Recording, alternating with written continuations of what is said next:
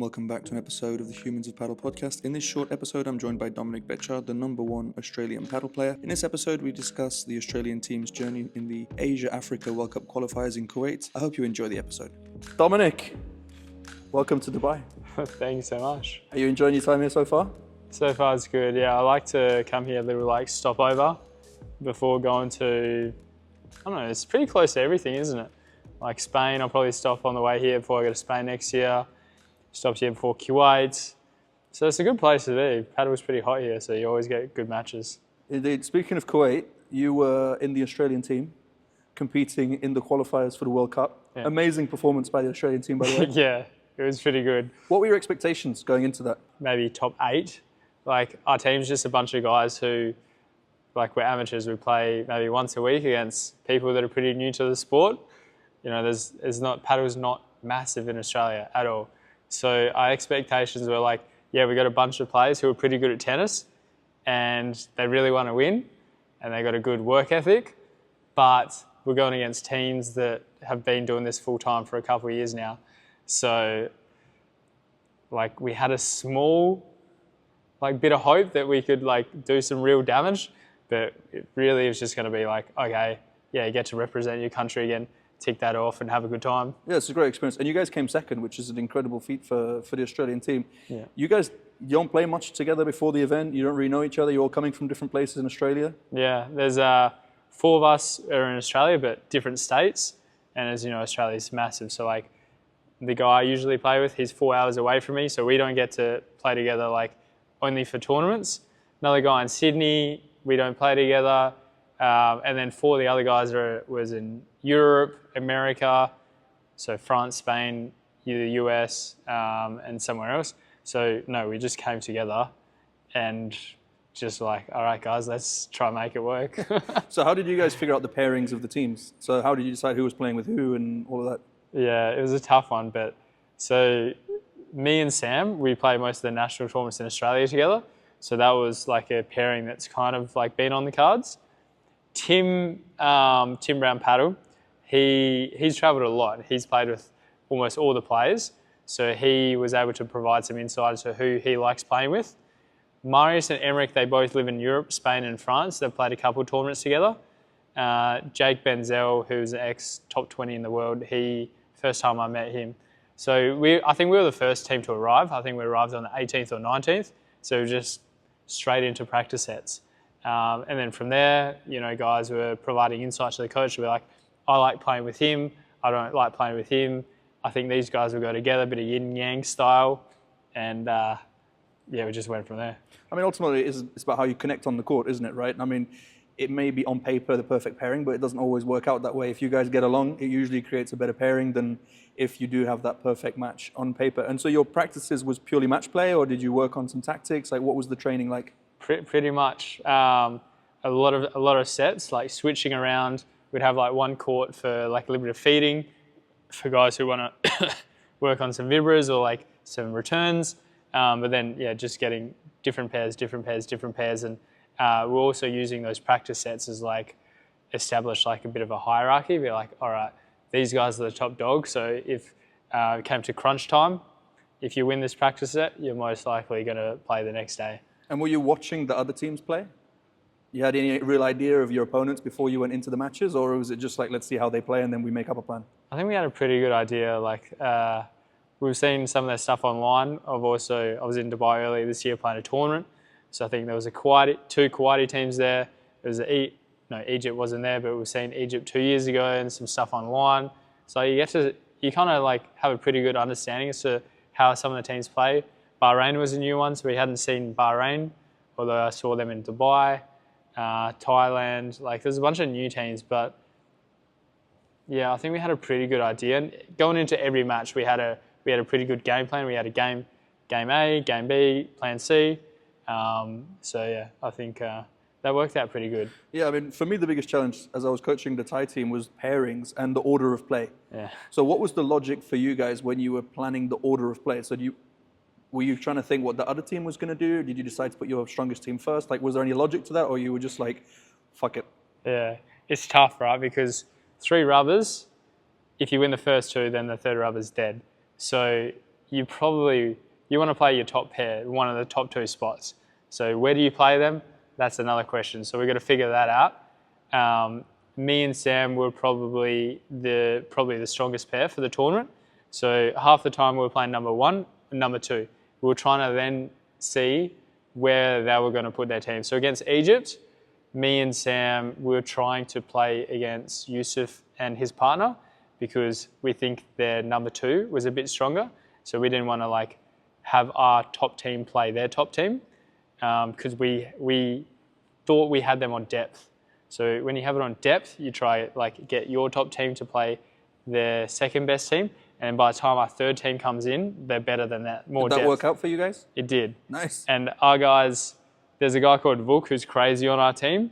Under pressure, he can rile anyone up. He can be very clutch. So most of the time we put him third, playing with a guy, Jake Benzel, who's very calm. So a bit of yin and yang. And together we thought for sure these guys at number 3 are going to bring it home 9 times out of 10. Yeah, you feel you can trust them in the clutch moments. Yeah, that's good if you got those guys that you can rely on. And let's talk about the big match, the final. Yeah. I thought you guys qualified because I genuinely believed it was the top 2 teams that went through. Yeah. So I thought it was a bit of a dead match. But then you guys played the UAE in the final, and that was the game for the qualification. Yeah. Obviously, you were up against an extremely strong lineup of the UAE.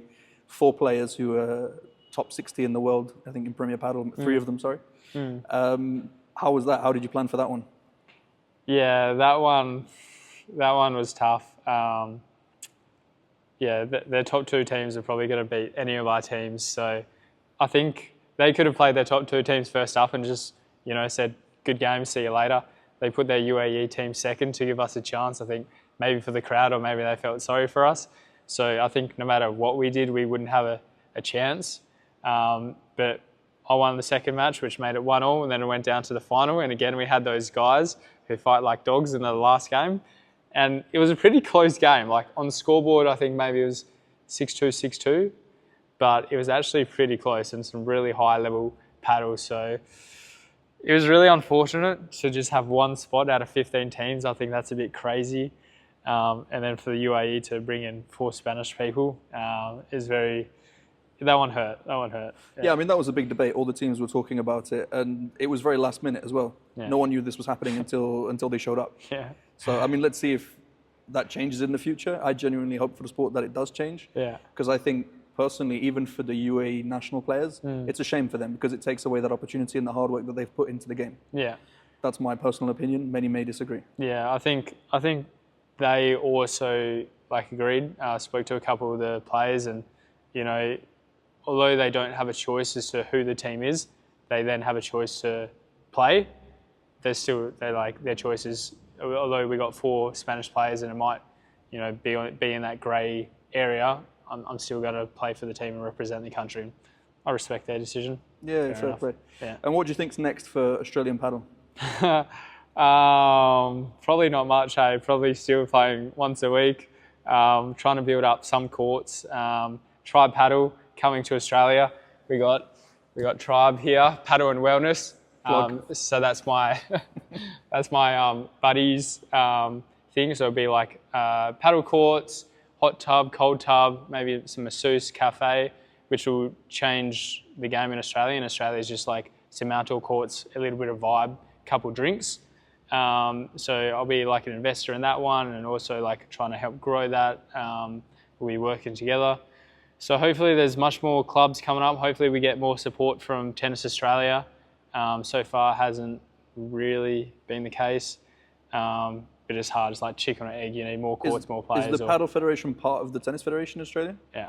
Similar to the UK and a lot of European countries, which has its benefits but also has its drawbacks if they decide to hold off on the funding. Yeah. Do you feel the sport is taking off though in Australia, or do you feel like it's still very, very slow? I feel like 60% of the people I talk to and I say I play paddle, I end up explaining exactly what paddle is. So it's not there.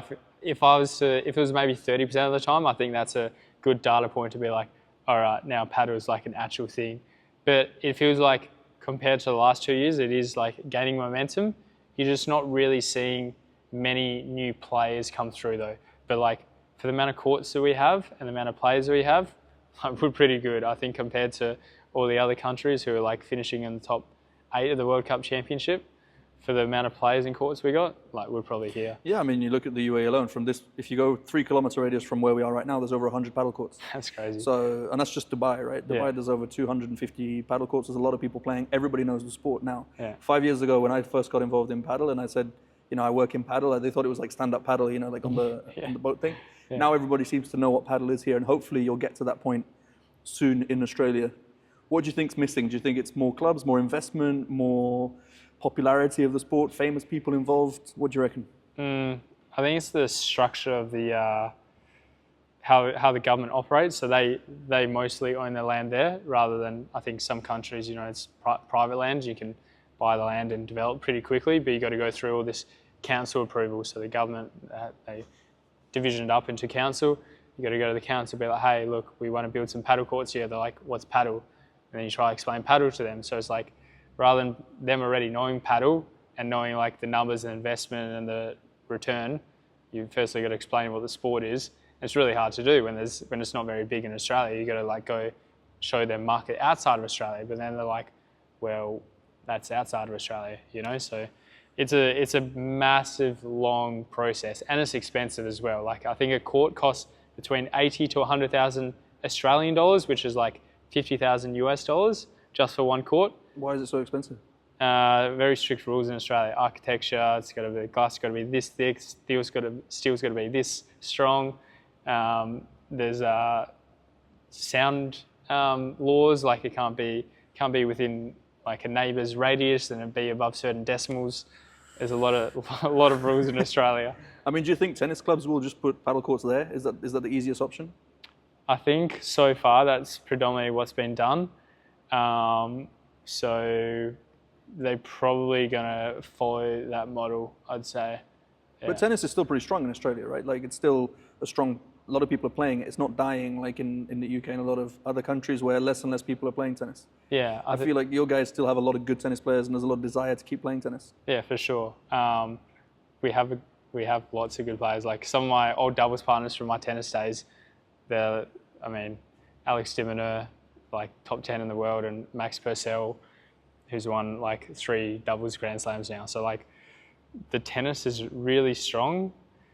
Probably will continue to be very strong. Tennis Australia like owns that, and they're the one who owns paddle now. So like, for them, paddle's just like a little blimp. The focus is predominantly on tennis, and I don't know, with the Grand Slam still being held in Australia, I don't really see that changing too much in the near future. And what about pickleball? Don't worry about pickleball. Pickleball is actually crazy in Australia as well. Really? Yeah, they're having like, I think this weekend there's a tournament where there's $150,000 prize money, and they've booked out all the tennis courts to this one venue in the Gold Coast. I think there's maybe 30 tennis courts for a whole week, totally booked out, over 1,000 entries for this one tournament.